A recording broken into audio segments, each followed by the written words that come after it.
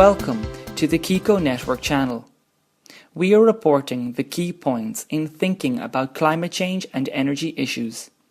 The fifth theme is power saving during the coming summer. After the accident of the Fukushima nuclear reactors, the awareness to save power has increased significantly. Last year, within the area of the Tokyo Electric Power Company, the maximum supply of electrical power was reduced by 18%. Also, the amount of electric consumption in August was reduced by 16.8%. On the other hand, it was pointed out that strict electricity saving for the use of air conditioning during the midsummer has caused some people ill health. Also, it affected some industries negatively, since they had to shift their working hours to nighttime or the weekends. To some people, it is considered that power saving has a side which requires giving up a comfortable lifestyle, and to some degree, it is something that can affect business activity negatively. The government is planning to make a request to the Kansai, Hokkaido and Kyushu areas to save power so as to prepare for electric shortages in the coming summer. However, even without running nuclear power plants, there are ways to avoid electricity shortages. Moreover, even if there is a concern about shortages, they are only limited to peak times. It is, however, necessary that we save power more efficiently and properly this summer compared to last summer at a national level, in order to accommodate the areas in need of excess electricity. In households, we can save power in various ways: turning off lights when not in use, putting up sunshades on sunny sides of houses, letting the air circulate through the rooms by opening windows and partitions, and using air conditioning only when necessary are some of the actions that we can do during our daily lives. Switching light bulbs to LED bulbs is an efficient and long-term way to save power. Prices of LED bulbs have come down significantly in recent months. Air conditioners, refrigerators, and televisions are the most power-consuming household devices. If you are planning to replace them, try to choose a model that is the most energy efficient.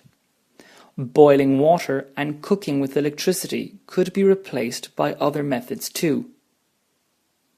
There will be an even greater outcome if more households introduce renewable energy, such as switching their electricity water heating systems to solar water heating systems, or installing a solar power generation system in their houses. The tips to continue power saving at a household level is to do what we can without pushing ourselves too much and to use a little ingenuity. The electric companies publicize the supply capacity and the demand for electricity per hour per day as an electricity forecast on their website. By checking this information, we can switch off some electrical devices during the peak period and use the devices outside the peak period. Although individual efforts are very important, in total, households consume a relatively small amount of electricity compared to other sectors. Also, there is often nobody at home in many households during the day, so it is often difficult to contribute to power saving at peak times during weekdays. Offices, shops and public buildings can contribute to a greater degree compared to households. Switching light bulbs to LED bulbs and turning lighting levels down in less prioritized areas can be carried out as a power-saving method during the day. Managing the power usage of a building sensibly can also be effective. For example, during the summer months, air conditioning devices should be adjusted so that the air current is not flowing too fast.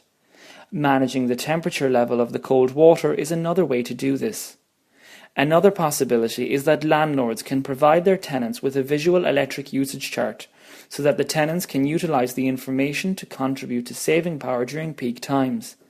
According to last year's record from the Tokyo area, if we were to practice these methods effectively, we can save power by nearly 20%. Large office buildings and factories can save power by replacing inefficient energy machinery with more energy-efficient models as part of a shift towards the energy-saving trend. This will not only save power this summer, but also can save power in the long term and thus lower electricity costs.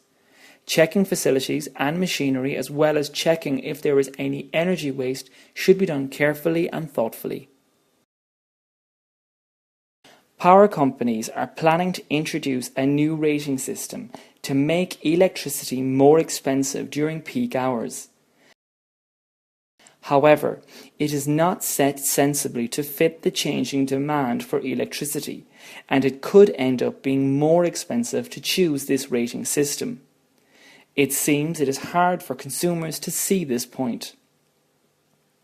Perhaps by sending a text message to mobiles when there is the possibility of a power shortage and raising the rate during these hours might bring better results.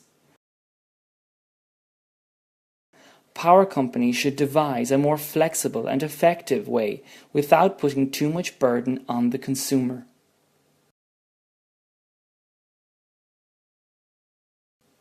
The summer is around the corner. Let's get ready by starting to consider how we can save power through understanding your present energy consumption.